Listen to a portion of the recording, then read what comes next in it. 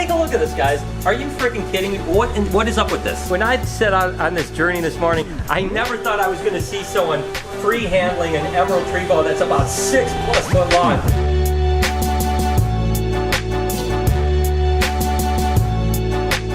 Hey, good morning, everybody. Welcome to the vlog. I hope the start of your day is absolutely incredible. Today was the day that I was supposed to head out on my epic cross-country journey in that Beetle bus.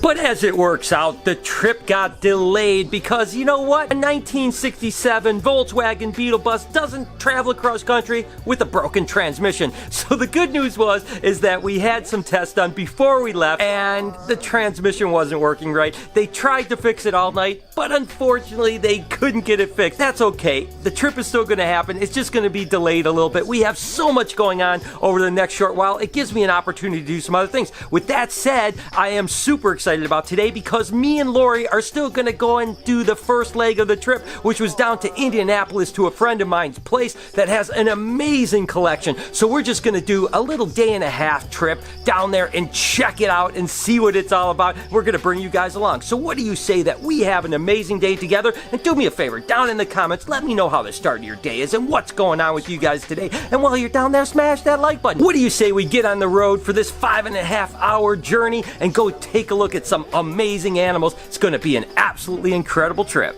So it's about a 5.5-hour drive down to the Indianapolis area. I've been super excited to go visit this collection, and this was going to be the first stop on our West Coast trip, but hey, we're going to still go check it out because we had it scheduled, and then we're going to head home. Again, we're going to spend about a day and a half here looking at some amazing things. He has all kinds of stuff. It's going to be really rad. And I wonder, would you guys travel 5.5 hours just to go see some animals? I mean, to me, it's a no-brainer. But anyways, we'll be there in about 2.5 more hours.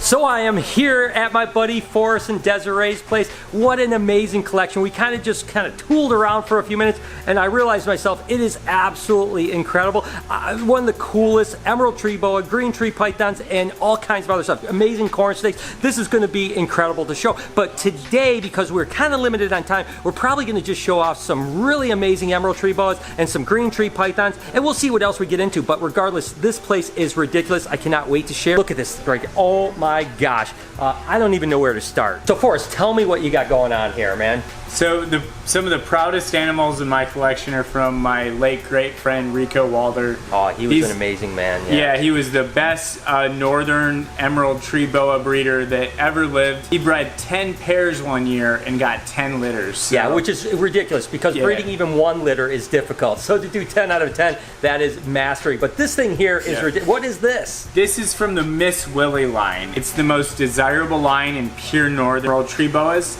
And this is one adult female, and then this is another adult female in shed. It's a great honor to be able to continue this line on. Isn't that crazy, guys? I mean, literally, emerald tree boas were just like a childhood thing for me. I mean, I don't know what it was. I think that you see them in books and it just blows me away. So to be around a collection of amazing emerald tree boas and green tree pythons are incredible. Not to mention, you know, Forrest is really about really specific localities and specific kind of traits, which I think is really amazing because a lot of the arboreal guys are that way. So it just depends on bloodline, it depends on locality, it depends on particular looks. So he has some of the most crazy stuff around for sure. But man, take a look at that. Oh my gosh, she is just so gorgeous. You can see these guys aren't the evil monsters that they're meant out to be. This is a massive snake too. I mean, look at the size. Look at my hand compared to its face. I mean, oh my gosh, and these guys have massive teeth, so to be this close to an emerald tree boa that seems to be completely docile, I mean, this is like a dream come true. I mean, that is, oh my gosh. Yeah, I remember the first time I met this girl and just seeing how tame she was and that I could enjoy handling her and what a great temperament she has. I mean, can you imagine that? I mean, when I set out on this journey this morning, I never thought I was going to see someone free handling an emerald tree boa that's about 6+ foot long. I mean, look at this snake. I mean, it's like, that is impressive. I mean, I literally could just go home right now and it was well worth a 5.5-hour drive just to see this. Oh my gosh. All right, so here is another crazy animal. Forrest, what the heck is going on with this thing? You know, every time you get that animal where you think, okay, this is it, this is the ultimate animal, I'm never gonna get anything better than this. When I found this melanistic, pure northern emerald tree boa, it's just one of those moments where you'll never forget it in your life. And this is a truly melanistic emerald tree boa. Think about that. I mean, this is, again, a northern emerald tree boa, but it's the black, how dark it is like that. That's what they would call melanistic, which, again, melanin is the black pigment. So you see it's got an increased amount of black pigment. And this is, I mean, this is as rare as it gets. I mean, this might be the only one in the world, right? You said there was 3 originally? There's supposed to be 2 more in Europe, but nobody's seen pictures of them in years. They're females. So the goal here will be to breed this one into Rico's Miss Willie line. I mean, I hope that Forrest is successful reproducing this, but this is, again, you know, you got to remember, as we're looking at, you know, emerald tree boas and green tree pythons, there are projects that are going to take Forrest 8 or 10 years before he gets to the point where he can see the fruition. So this is really a passion project. I mean, it's not about the money, it's not about anything other than the fact that Forrest is just obsessed with getting these beautiful and the most beautiful specimens, and this is incredible, Forrest. All right, guys, before we get back to seeing some arboreal stuff, Forrest just showed me this blood python, and I don't think that you guys could appreciate that. Take a look at the size of this blood python right here. Look at this thing.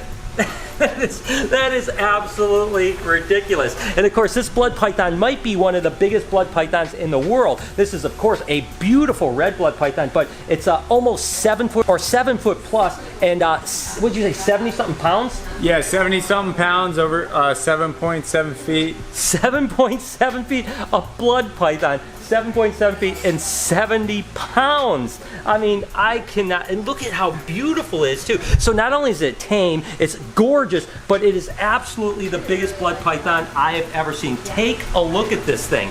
I mean, This is crazy. One of the things that Forrest and myself share is the fact that we both really want to do a reptile zoo in the future. So that's why Forrest acquires some of these animals as well. Certainly something like a record-setting blood python will be a huge attraction. So as a matter of fact, his Instagram, which you guys need to follow because it's so amazing, is called Zoo Dreams. So I mean, think about that, Zoo Dreams. And of course, Desiree over here, over there, she's like Lori. As a matter of fact, look at Lori and Desiree. They're working. Me and Forrest are playing, and you can follow Desiree too at Desiree AM1. I'll put both of the links down in the description. You guys got to give these two a follow. They are amazing, and they have all kinds of incredible pictures. I'm completely jealous of what they have here, but that's why Forrest acquires a lot of these animals, because he's like me, thinking like, hey, one day people will come into my zoo and really enjoy them. But this animal is incredible. All right, so when you walk into a room and literally an animal from 25 feet away catches your eyes and you go, what the hell is that?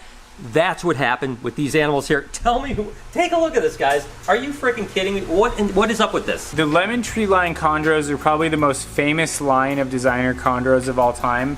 And what made them so famous is not only the yellow and the blue, but when they go hormonal, most chondros, they go hormonal when they get gravid to females and they go blue.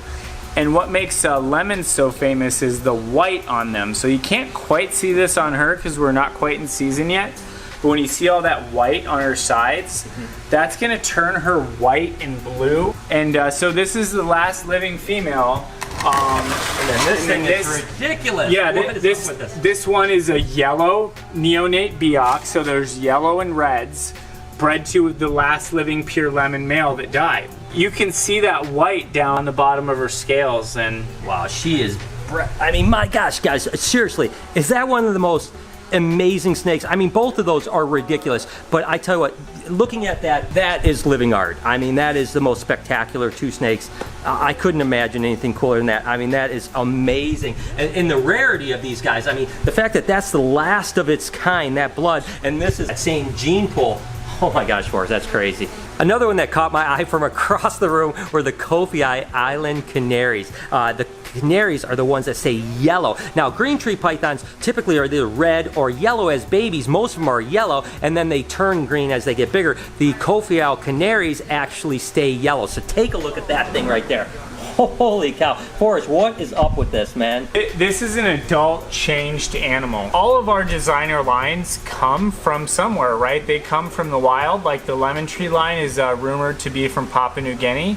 Kofi Island is an island that has been massively damaged by deforestation. So they're definitely the most desirable locality green tree python there is. And I mean, we've got yellow, they're just the most beautiful yellow.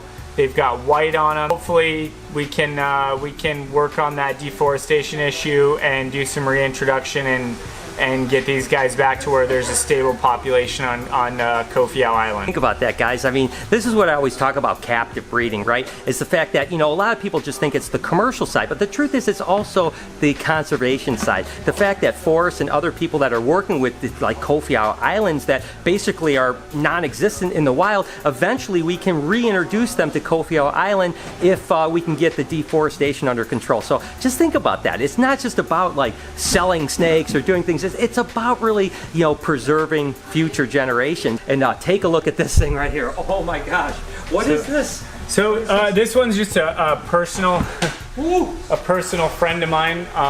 Yeah, he looks like he likes you. Yeah, this one, me and my best friend Cody, about 10 years ago, got into green tree pythons together, and we both ordered them at the same time.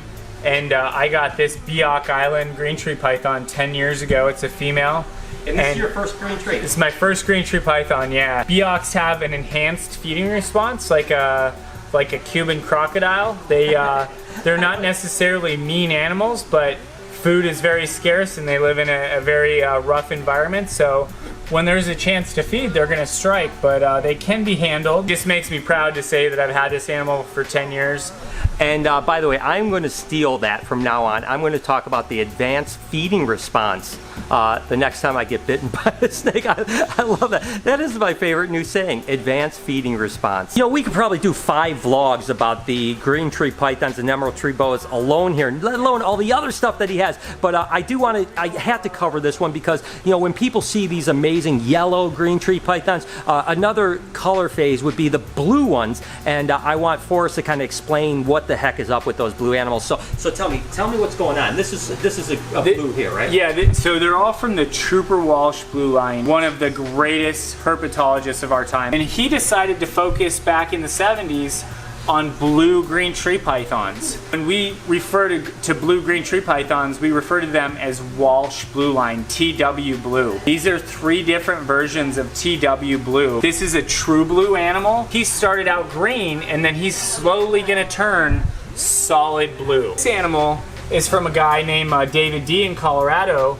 He bred a true blue to a true blue with some of the best genetics ever, and this one went straight blue, so it's a super blue. And then this is a male true blue. So these are all Walsh line Trooper blues. So now Forrest has basically given us the whole kind of education on the blue green tree pythons, but what's really amazing is that Trooper had certainly developed that line of blues, but Forrest is trying to work on his own line, and I cannot wait to hear, because this thing is spectacular. What is the deal with this one now? I think this is the most amazing blue snake to ever come out of Indonesia. This is like the 4th or 5th real blue male. My dream would be that this would be the Forrest Fanning blue line, but it's gonna take me 10, 15 years to breed him out to a pure Jayapura, which is what he is, and then I gotta breed him back to his babies and see if this could possibly be a genetic trait. That thing is crazy, and just think about that, guys. I mean, Forrest is so committed to his craft that he's willing to start a project